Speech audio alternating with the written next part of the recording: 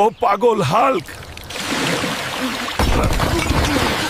তুমি পাত্রটা ভেঙে দিয়েছো, এখন আমি জল কোথায় রাখবো? ও হাল্ক। এখন যাও, আমার জন্য একটা বড় সাপ নিয়ে এসো, আমার মাথা গরম। ঠিক আছে দিদা, আমি নিয়ে আসবো। খেয়াল রেখো যেন সাপটা বড় হয়। দাদি আমাকে একটা সাপ আনতে বলেছে, আমি হাঁড়িটাও ভেঙেছি। আমাকে জঙ্গল থেকে একটা বড় সাপ ধরতে হবে।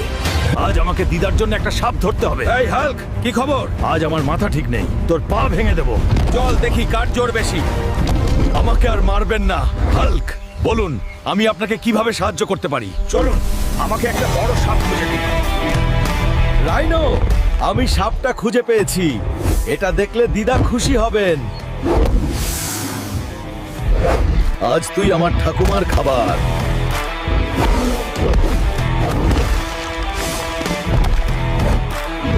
এসো সাপ, এখন বাড়ি যাই চলো। দিদা তোমার